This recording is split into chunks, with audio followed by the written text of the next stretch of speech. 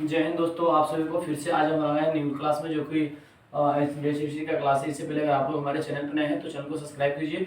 Video अच्छा लगे तो लाइक एंड शेयर अपने दोस्तों के साथ कीजिए। अगर इस वीडियो को आप लोग हमारे फेसबुक पेज पे देख रहे हैं तो हमारे फेसबुक पेज को फॉलो कर लीजिए। एंड अगर यूट्यूब चैनल पे देख रहे हैं तो हमारे यूट्यूब चैनल को सब्सक्राइब कर लीजिए, क्योंकि जब भी हम न्यू वीडियो डालें सबसे पहले आप लोग तक पहुंच जाए। कल का जो हम लोग क्लास था वो रीजनिंग का था, आज का जो हम लोग का क्लास है वो इंसिडेंट हिस्ट्री से। इससे पहले जो हमारा आज का जो पॉइंट क्या रहेगा और उसको देखने का प्रयास करेंगे। सबसे पहला हम लोग का पॉइंट रहेगा हड़प्पा कालीन लिपि से, जो कि सिंधु सभ्यता से रिलेटेड है, उसको हम लोग देखने का प्रयास आज करेंगे। चलिए आते हैं सबसे पहले पॉइंट की ओर चलते हैं। देखिए कह रहा है कि हड़प्पा कालीन लिपि, देखिए इसके अंतर्गत क्या क्या चीज आते हैं जो मुख्य है, मुख्य रूप से क्या क्या आते हैं, इसी को यहाँ लिखा हुआ है, आप देख सकते हैं यहाँ बोर्ड पे।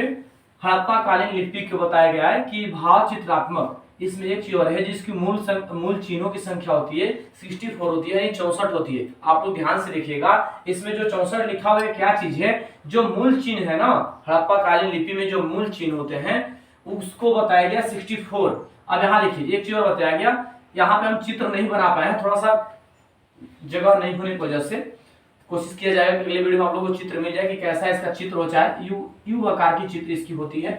ठीक है, यहाँ देखिए बताया कि इसकी आकृति कर है, सॉरी दाएं से बाएं होती है, सर्पिलकार होती है। पद्धति की बात की जाए तो ब्रूस्टो-फेंडर ने किया।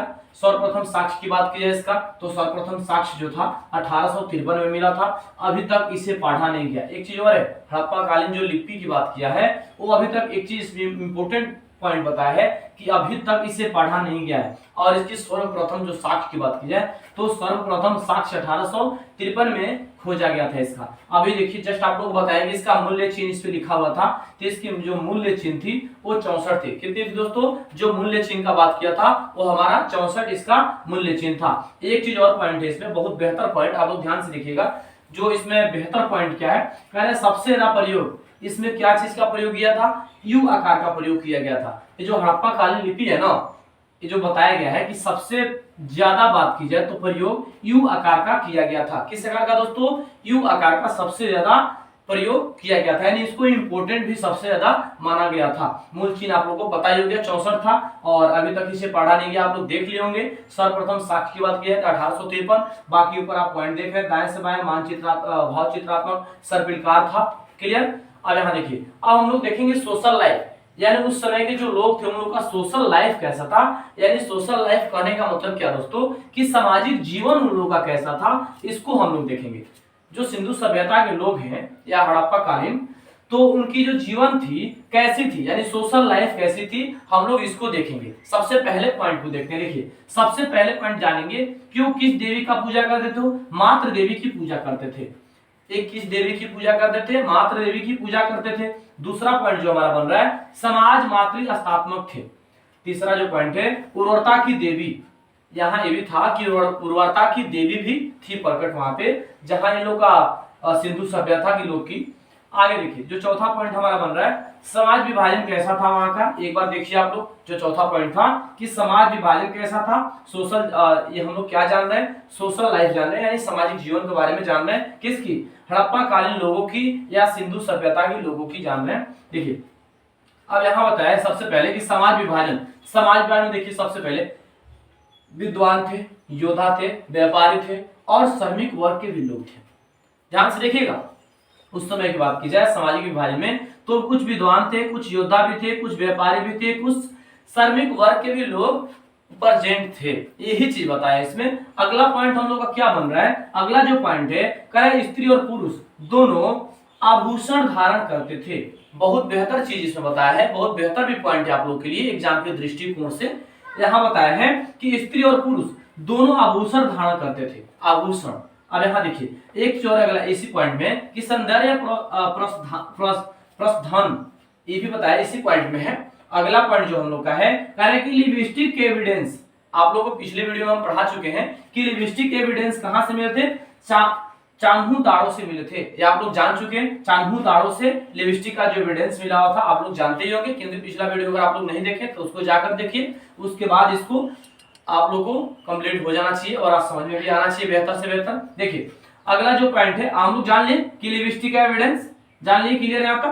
अब देखिए अगला जो पॉइंट हमारा बन रहा है, कह रहे यहाँ के लोग सूती और ऊनी वस्त्र दोनों धारण करते थे। इसमें एक मुख्य पॉइंट और बताया आप लोग के लिए कि यहाँ के जो लोग हैं सूती वस्त्र और ऊनी वस्त्र दोनों का उपयोग करते हैं, यानी दोनों वस्त्र का उपयोग और धारण बताया, दोनों वस्त्र का धारण यहाँ के लोग करते हैं, जो इनकी सामाजिक स्तर थी, सोशल लाइफ।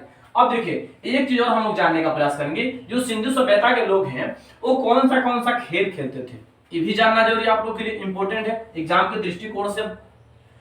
करें कि खेल की बात की जाए तो सबसे पहला खेल चौपड़ा, दूसरा खेल जो था पासा था। सबसे पहला खेल क्या था दोस्तों, चौपड़ा, और दूसरा खेल क्या था इन लोगों का, दूसरा पासा खेलते थे इन लोगों ने।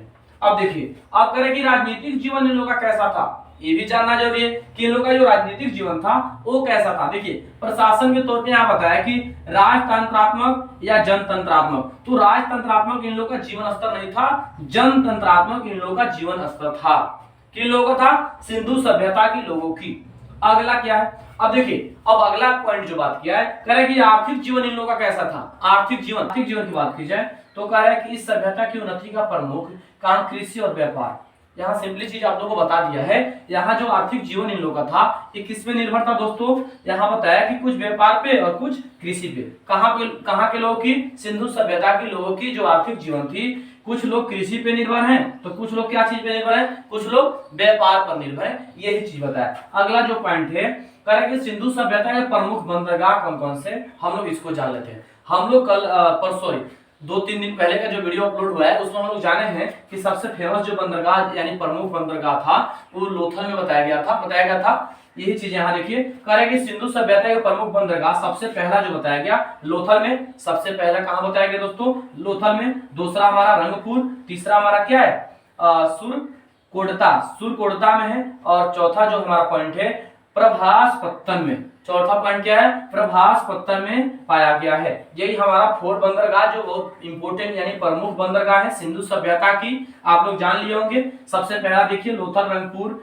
सुरकोटता और प्रभासपत्तन, ये 4 बंदरगाह बहुत प्रमुख माने गए हैं सिंधु सभ्यता के।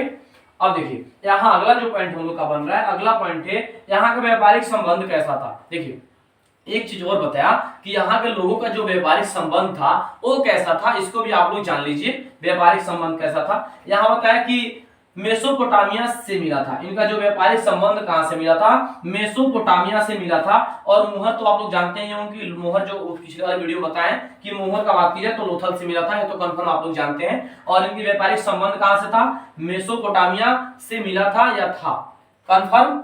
चलिए अगले पॉइंट पे आते हैं। अगले पॉइंट को आप लोग देखिए, कह रहा है सिंधु सभ्यता। आप देखिए सिंधु सभ्यता एक पॉइंट हमारा और बन रहा है, यहाँ ध्यान से देखिएगा। सिंधु सभ्यता कह रहे हैं कि माप की दशमलव प्रणाली की प्रयोग करते थे। जो सिंधु सभ्यता के लोग हैं वो क्या चीज की प्रयोग करते हैं, कोई चीज मापने के लिए, तो यहाँ बताया माप की दशमलव प्रणाली का प्रयोग करते हैं। पॉइंट आप लोग देख रहे होंगे। अब देखिए कह रहे हैं वहां की लोगों का प्रमुख फसल कौन कौन से हैं, हम लोग इसके बारे में जान लेते हैं क्योंकि एग्जाम के दृष्टिकोण से बहुत इंपॉर्टेंट है। पूछ सकता है कि सिंधु सभ्यता के लोग की प्रमुख फसलें कौन कौन सी है, ऐसे ऑप्शन डाल दे 10, 5 कितने हैं तो बताना पड़ता है। चलिए आप ध्यान दीजिए इसको, तो कह रहे हैं कि प्रमुख फसलें कौन कौन सी है सिंधु सभ्यता के लोगों की, तो सबसे पहला जो है गेहूं है। सबसे पहला पॉइंट इसमें क्या बनेगा, गेहूं। दूसरा पॉइंट जौ, तीसरा पॉइंट राई है, राई आप लोग जानते होंगे जिसको हम लोग अपने भाषा में तोरी भी बोलते हैं, यहाँ बताया। अब देखिए चौथा पॉइंट है मटर, और 5वां पॉइंट हमारा क्या है दोस्तों, 5वां जो पॉइंट है तिल है, और 6ठा पॉइंट सरसों, और 7वां पॉइंट कपास है। ये कहाँ के लोगों का प्रमुख फसल है, सिंधु सभ्यता की लोगों की प्रमुख फसलें जो बताई गई है, यही चीज सबसे पहले गेहूं, जौ, राई, मटर, तिल, सरसों, कपास, ये जितने बताए गए हैं प्रमुख फसलें हैं सिंधु घाटी सभ्यता की। अगले पॉइंट पे चलते हैं। अगला पॉइंट देखिए तो क्या है, कह रहा है सबसे पहले कपास पैदा करने का श्रेय सिंधु सभ्यता के लोगों को जाता है। सैंधवासी कपास को सिंडन कहते हैं। बहुत इंपॉर्टेंट पॉइंट है, यहाँ पर देखिएगा ध्यान से क्या बोला है। कह रहा है कि सबसे पहला श्रेय कपास पैदा करने का किसको जाता है, तो सिंधु सभ्यता को सबसे पहला श्रेय जो होता है वो जाता है कपास की बात की तो कपास में सबसे पहला श्रेय सिंधु सभ्यता को जाता है। लेकिन एक चीज होता है, संध्या जो वासी है वो कपास को सिंडन के नाम से बोलते हैं। क्या चीज के नाम से? सिंडन के नाम से संध्या वासी इसको बोलते हैं कपास को। सबसे पहला श्रेय पूछे तो सबसे पहला श्रेय किसको जाएगा? सिंधु घाटी सभ्यता को सबसे पहला श्रेय जाएगा। कपास से पूछे तो कपास पैदा करने वाला सबसे पहला श्रेय किसको जाएगा? तो सिंधु घाटी सभ्यता को जाएगा। और यहाँ एक चीज और जान लीजिए, संध्यावासी कपास को क्या बोलते हैं? तो संध्यावासी कपास को सिंडन बोलते हैं। कंफर्म? चलिए अगला पॉइंट देखिए, तो इनकी प्रमुख फ्रूट्स क्या थी, यानी फ्रूट्स करने का मतलब क्या, प्रमुख फल क्या थे, इनको जानिए। प्रमुख फल में सबसे पहला तरबूज, दूसरा खरबूज, तीसरा नारियल, चौथा अनार और पांचवा नींबू। ये प्रमुख फसलें प्रमुख फल था सिंधु घाटी सभ्यता के लोगों का। प्रमुख ये क्या था? प्रमुख फल बताया गया है। सबसे पहला तरबूज, खरबूज, नारियल और अनार और नींबू।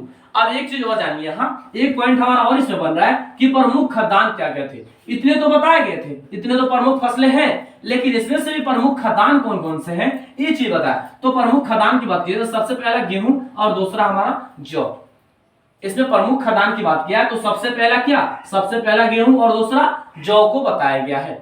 अगले पॉइंट में चलते हैं। अगले पॉइंट को देखिए, कहे इस सभ्यता के लोग लकड़ी के हल का प्रयोग करते थे। सिंधु घाटी सभ्यता के लोग अगर पूछा जाए किस हल का प्रयोग करते थे या किस चीज का हल का प्रयोग करते थे, तो लकड़ी के हल का प्रयोग सिंधु घाटी सभ्यता के लोग प्रयोग करते थे। यहाँ पॉइंट भी यहाँ बना हुआ है, परिभाषा भी अवेलेबल है आप लोग के सामने। कहे इस सभ्यता के लोग लकड़ी के हल का प्रयोग करते थे। क्लियर यहाँ तक? अब देखिए, अब जो सिंधु घाटी सभ्यता के लोग हैं वो किस किस जानवर को जानते हैं, किस किस पशुओं को जानते हैं, यानी एनिमल्स, कौन कौन से एनिमल्स को जानते हैं, चलिए इसको देखते हैं। ध्यान दीजिएगा यहाँ, तो कौन कौन एनिमल्स को जानते हैं? सबसे पहले कुब्बड़ वाले भैंस। कुब्बड़ वाले भैंस आप लोग देखे होंगे, बैक पीठ पे कुब्बड़ जैसे निकला होता है, वो कुब्बड़ वाले भैंस को। दूसरा पॉइंट जो है भेड़ है, तीसरा पॉइंट बकरी, चौथा पॉइंट हाथी, पांचवा पॉइंट भैंस और छठा पॉइंट गाय और सातवां जो है गधा, आठवां सुअर और नौवां कुत्ता। इतने लोगों का मतलब इतने लोगों को लोग जानते थे। सिंधु सभ्यता के जो लोग थे, इतने मतलब जितने ही बताए गए ना, जितने एनिमल्स बताए गए, इतने एनिमल्स को वे लोग जानते थे सिंधु सभ्यता के लोग। हम लोग का जो बेसिक पॉइंट था इतना था। तब तक आप लोग इसका नोट्स बनाइए और पढ़ते रहिए।